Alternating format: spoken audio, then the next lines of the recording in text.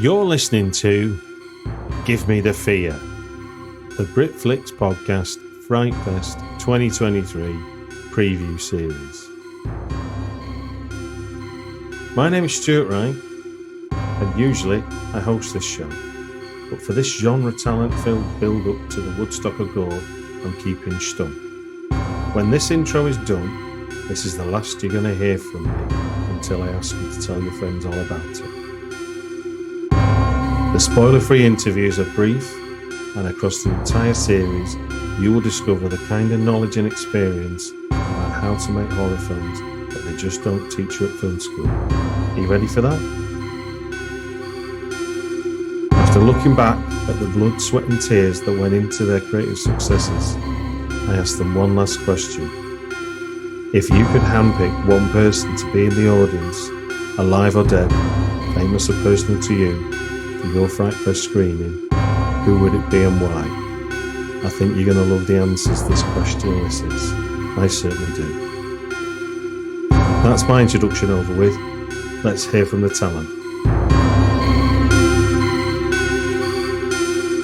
So I'm Tony Devlin. I am the writer and director of the GLENARMA Tapes. So the GLENARMA Tapes is a found footage horror thriller. It's about 4 media students, media studies students. They don't like their teachers. Their teachers don't like them because they're very working class and the teachers are very middle class. So there's a whole class thing going on. And they decide, I know what we'll do. They overhear their teachers going to have an affair this weekend in a local forest in the Glens of Antrim. And they decide, we're going to follow these guys. We're going to get them on tape. We're going to get a sex tape.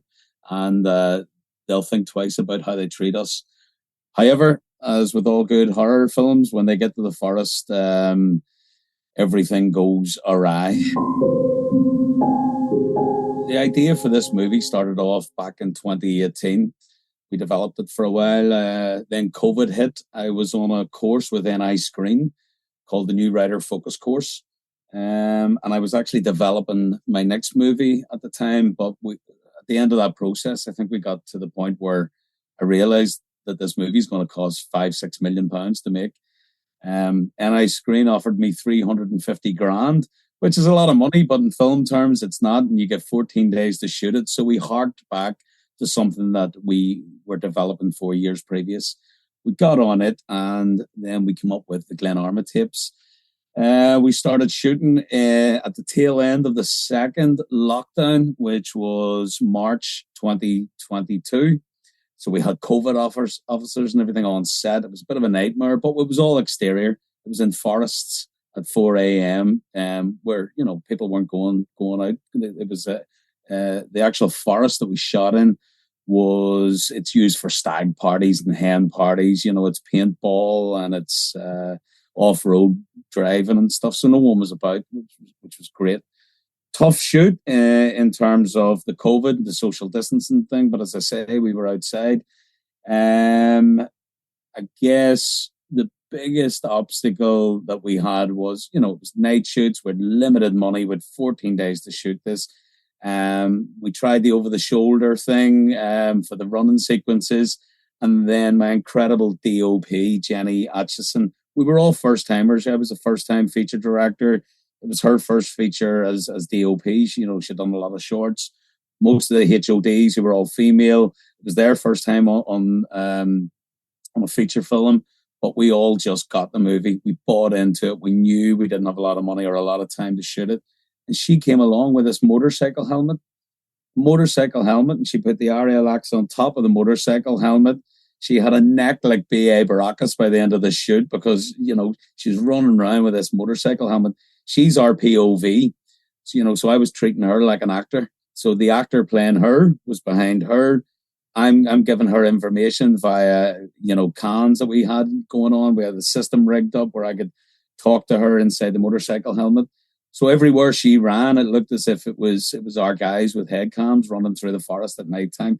I think that is the standout moment for me when she walked on set, because the first day things weren't going to plan. I was in Vidi Village looking at this, going, "Oh, we're not getting what I want, what I'd intended, what I thought would have happened with head cams." And then she came along with this rig, and it was just a phenomenal moment. And it'll go down in my filmmaking history as the moment that kind of made this movie. And when you go see the movie and you watch those action shots, you will, it's almost like motion sickness, when you're on a boat, you're running and somebody's wearing a head cam. It's not easy to watch. But it instills that whole sense of fear and the thriller aspect of being chased. So phenomenal idea from our DOP. I guess the toughest thing in the edit was that we didn't have, it's found footage. How do we gel this together? How do we cut it together? We can't do cutaways to birds flying or a ladybird crawling up a leaf or whatever. This is found footage. This is tapes that we've got to make this look like, did this happen? When was Blair Witch? Late 90s, over 25 years ago. Back then, they were able to create websites and, nobody had phones, Facebook. You didn't have easy access to Google searches back then. So we were unapologetic about it. I said to, the producers and our team, look, we're going to be unapologetic about this. We're making a movie. We're not putting it out there as anything else. It is falling into the found footage genre, but let's be unapologetic about everything. It's entertainment at the end of the day. And as long as we tick all the boxes in terms of thriller, horror, found footage, niche genre, then we're doing something right. So in the edit, I guess the toughest thing was just deciding when we cut away, that as opposed to cutaways, what we do is we follow the narrative. We go on that journey from A to B to C to D, right through to Z to the end of the movie. The luxury we had was that the movie is about filmmakers. Filmmakers are making the movie. They're all media studies students, so they're editing the movie together, and it's what those guys put together. So that was a kind of a luxury, kind of get out of jail clause in terms of narrative and how we put this together. And I remember somebody saying to me one day, "Get more coverage," and I'm saying, "Coverage of what? This is one guy following his mate around with a camera. We're only interested in the subject matter that's in front of us. We're not making a normal film here, with cutaways and coverage. We don't need coverage. We got to keep the audience interested as long as they have an affiliation with what's in front of the camera here, i.e. our main character, our protagonist. If we fall in love with him and her, then we're on to a good thing." It's a great question. It's one that I guess all actors, writers, directors have thought about since they were very young. And I could say, Spielberg. I could say I'd love to have Stephen King in the room. But for me, and this is very cliched, it's like my Oscar speech, it would have to be my dad. My father. My dad passed away when I was 19 years old. I was in second year at drama school in London, but it was kind of him from the very beginning telling me, anytime I had any doubt about what I could and couldn't do, he was saying, "You can do it." He'd driving me onto that. He's the guy that stood outside the Belfast Education and Library Board every morning because they wouldn't give me money. They wouldn't fund private education like drama school. And he stood there every morning until they were so melted by this man standing at their door at 9 a.m. every morning saying, "You got to pay for my son to go to drama school. We don't have the money to send him off, and I want him to have that opportunity." Until they capitulated and paid for drama school for me at the end of the day. So, 25 years after my dad passing away, I hope I've made him very proud, and I think he would love to be in the audience watching my debut feature. Yeah, my dad. My name is Jasper Sharp. I'm the co-director along with Sarah Appleton on the J-Horror Virus. The J-Horror Virus is a documentary about the phenomena of J-Horror, which we posit as something very different from the broader span of just all Japanese horror. But this particular subgenre of films featuring long-haired ghosts manifesting themselves by various technological means, such as videotape or mobile phone, which appeared around about the turn of the millennium. Our documentary attempts to go back to the very roots of this subgenre by interviewing mainly the sort of practitioners and filmmakers who made these films. Sarah had just finished the found footage phenomenon, which played at Frightfest a couple of years ago, and was looking for new projects. And I'd been writing about Japanese cinema for several decades now, since the late 90s. So both of us came at this, we both had an interest in this intersect. I mean, she's a horror fan and grew up with J-horror and the remakes, whereas I'm a bit older. So I remember when The Ring came out and the other J-horror films, and looking at them and thinking, wow, these are pretty distinctively different from sort of Western horror. So really it was a case of putting our heads together and realizing we were in a unique situation where we could make this documentary, because over the years I've made quite a few contacts in the Japanese film industry, so it was very easy to get hold of the directors and to organize shoots in Japan and the sort of fundamentals of documentary making like that. With regards to shooting, Japan was actually closed up for most of our production period, still due to the COVID lockdowns. They weren't letting foreigners in. So actually a lot of the interviews, well, all of the interviews were done remotely. We had a team in Tokyo, and we basically scripted the questions and gave them to the various interviewees and assembled the footage back in England. But we did go over in March and we organised a sort of work in progress screening with a lot of the interviewees there. And I think the most exciting thing there was coming face to face with Sadako herself, the actress who played Sadako, who talks a lot in the documentary about her role as Sadako and women in Japan and what she brought to the role. And it was great meeting her face to face because she's obviously clearly a very different woman from the one she plays on screen.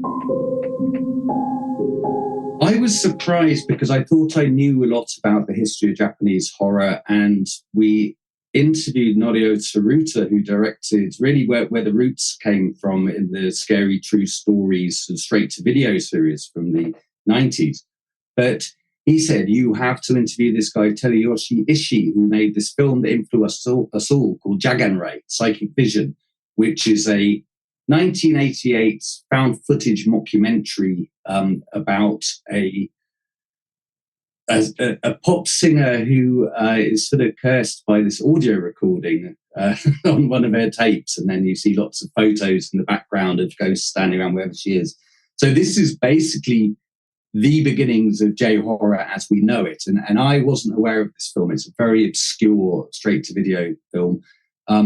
And off the back of that, we've been liaising with the producers of that. So we've got a new subtitled copy, which we're planning to screen at Sitges in Spain. As a writer, I'm used to starting with a blank page and filling it up with as much detail as possible. And in the written form, if you're writing a history of a genre, you can basically add footnotes, go off on tangents, and be very thorough. Sarah came from it from a totally different angle as an editor, because you basically end up with like a wealth of material, like say 30 hours worth of footage, which you need to edit down into a 90-minute format. So it's rather than starting with a blank page, she's got like a big rock that she's chipping away and trying to make a sculpture out of. So what I had initially envisaged would be a sort of more conventional history of J-horror actually ended up a lot more discursive, with the filmmakers themselves talking about their influences, their relationship to one another, where they were in the industry at the time. And I think what really comes across in the film is that this was a movement, a close-knit community, not a group of disparate filmmakers, but people that were looking at each other's films, writing publicly about each other's films and influenced by each other's films. So whereas Norio Tsuruta, when he pitched this video series, Scary True Stories, to the video producer, he looked at filmmakers around him or friends of his shared similar filmmaking philosophies and recruited them to direct. Same with the TV series Haunted School. So a lot of the figures we know, like Hideo Nakata and Kiyoshi Kurosawa, were basically fledgling filmmakers, got their foot up from people like Norio Tsuruta. And it's very interesting looking at someone like Kiyoshi Kurosawa talking about Tsuruta's really early work and goes, wow, that was the most terrifying thing I've ever seen. And I spent my entire career trying to better it. This is a very difficult question because obviously as a director of a documentary, if you're not interested in the subject, you possibly are not going to appreciate it. But for me, it would be the late, great film critic Donald Ritchie, who was the guy that introduced Japanese cinema to the West. In the 1950s, he wrote the first ever books on Japanese cinema.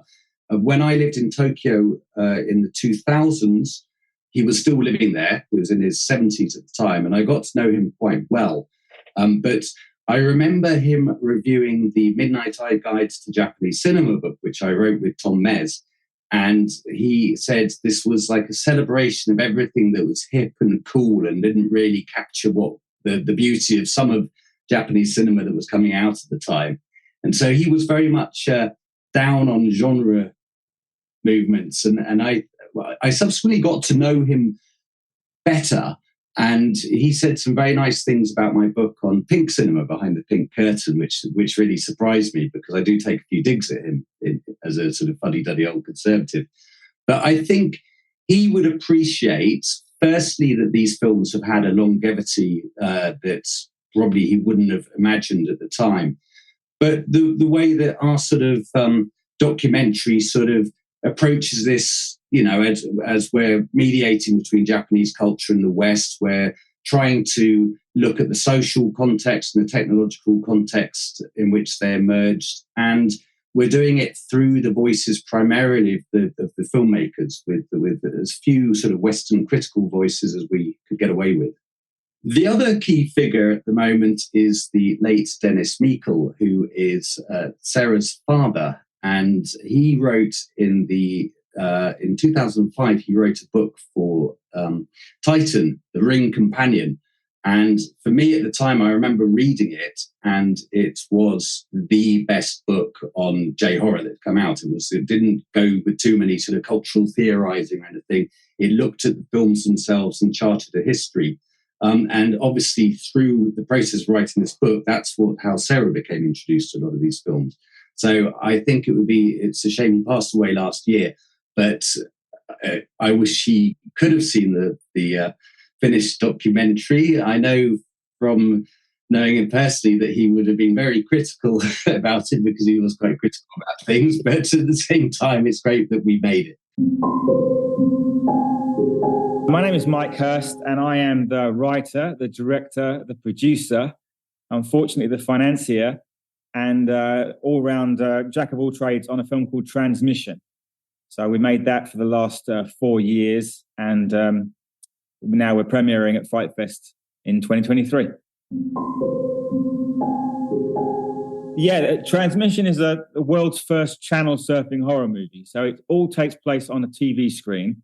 Essentially, it's like one of those screen life films. Instead of a computer screen, it's a TV screen. And what you're doing throughout the movie is channel surfing and flipping between different channels and realizing that in actual fact, you're not changing story. When you change channel, you're just seeing a different aspect of the same story. And all the 4 channels are actually combining to make one narrative. Kind of weird. It hasn't been done before. There may be a reason for that. We're going to find out. The really weird thing about Transmission is I have been on a quest for about 15 years to do a movie in this particular format. So I had an idea. You know how when you're reading film review books and they have little capsule reviews of the movies and they give it 1 out of 4 stars or whatever? I read a review of a movie that was a bad movie. I can't remember the movie. But the reviewer said the story is so disjointed that every time you change scenes, it's as if you changed channel. And it was to slag off this movie. But I read that sentence and thought, I want to do that. That's a really good idea for a movie. What a great idea for a format. As if, to change channel, but actually find you haven't changed story. So I thought of that 15 years ago. And first I wrote a script called Parasite, which was a kind of riff on The Stuff by Larry Cohen. And it was about this food stuff that had come out in the commercials for the food stuff while this disease spreads. And I actually met Larry Cohen at a screening and told him all about it and had a nice chat with him. But that one didn't go anywhere because everyone was like, channel surfing, fuck off. It's not going to work. But I stayed stubborn with the whole process of doing this format idea. So I wrote another script, and this one was an alien invasion movie. And so it was very much a TV take on the old Orson Welles radio broadcast. And so I did a TV version of that as if you were changing channels as the aliens were landing. And I actually managed to option that to 20th Century Fox. So I got a big, not a big studio deal, but a small studio deal. And I was in development for that for a year. But it turns out, of course, as people know, the 20th Century Fox develop a hell of a lot of stuff they're never going to make. And we fell between the cracks and we weren't going to get made by them. And they dropped it. They dropped the movie after a year of me working on it, essentially for free. So thank you very much, 20th Century Fox. So I decided I was going to stay stubborn. And what I thought to myself is, you know what? No one's ever going to get this. I can't get this made by producers, production companies. Because I've made a bunch of movies like House of the Dead 2 and Pumpkinhead 4 and Room 6 and Paradox. And they're all like decent movies, but they're saleable to producers, and distributors. They make perfect sense. They're just B movies. There's nothing cutting edge about them. And what I realized is I have a Rolodex full of, that's how old I am, I have a Rolodex, producers and distribution companies that wouldn't go for this because this is going to be way too outside their remit. They're too strange for them. So I realized I'm not going to get funding for this movie. So I'm going to have to self-finance this movie. No one's going to give me permission, in inverted commas, to make this movie. So I thought I'm going to write a new version of this format idea, totally start from scratch. And I came up with the story of Transmission, which I think is the best one of the three that I wrote because it's all about a TV broadcast. It's a TV broadcast movie, but it's about a TV broadcast that shouldn't be happening and is dangerous. And therefore, I think it's the most, germane to the whole concept I had and the tightest one I had. So I decided I didn't try and get Transmission financed. I didn't send it to my normal roster of producers. I just opened my checkbook and said, we're doing this movie. And that's proven to be the sort of lucky break that the project had. It was 15 years of me trying to make a movie where you're channel surfing on TV. The shoot was lots of little bits, as you can imagine, because we did all the TV channels separately, obviously. So it was somewhat like an anthology movie. But we had, we did the sci-fi movie on the spaceship, and we did the TV news broadcast with the police cars and the extras and the cops and stuff. And they were all bigger shoots. But then after that, there were loads of little crumbs that I had to pick up myself and do on my own. And so a lot of the shooting of the little bits was done with just me and a camera, nobody else around. So, for instance, the old man that stood on the train tracks and gets hit by the train, that's me in an old man's wig with the camera on a tripod, nobody else around. And, of course, I have to go and stand on the train tracks and hold my arms out as if I'm going to get hit by a train, at which point some neighbour calls the police, obviously, and the cops turn up. And I have to explain to two very bemused cops I'm going to use After Effects to marry the image of me on the train tracks with the train going through and supposedly killing me. But they were super nice about the whole thing and let me carry on doing it, even though I was trespassing on the tracks at the time. There were loads of little shoots like that. There was another time I came home, or my wife came home and found me basically torturing my 14-year-old son by tying him up, putting him in a mask and covering the floor with candles so he couldn't move. She was not very amused about that. There were so many times where I just literally thought of an idea for a tiny little snippet to do with the VHS collection of the villain and stuff. And I thought, I'll just go and do that. And then I just went and did it on my own. Zero crew, zero anyone helping me, just me on my little camera and tripod. And those shoots, those little silly little pieces turned into the sort of funniest stories. Oh, everything. The film changed shape dramatically in the edit because it turns out the most crucial creative decisions are about when you change channel and, most importantly, narratively, when you reveal the connections between the different channels. And that all changed massively. Like, I wrote the entire screenplay out. It's a 80-page script, in final draft. But then and this is a sort of filmmaking tip I give people, for the found footage aspects of the film, i.e. the news reports and some of the documentary stuff, I told the actors, do not learn the script. Do not look at the lines. Literally make up something that's a bit like this. And I would tell them the narrative aspect of what we were going for and the sort of story nugget I needed to get in there. And then I would let them riff on that. So all of Vernon Welles's dialogue, for instance, that's not scripted because I wanted to seem like he was coming up with it in the spur of the moment. So I do find when you do found footage, if you try and hold people to screenplays, then it comes out sounding forced because they haven't thought of that phrase themselves and they're just literally regurgitating the screenplay.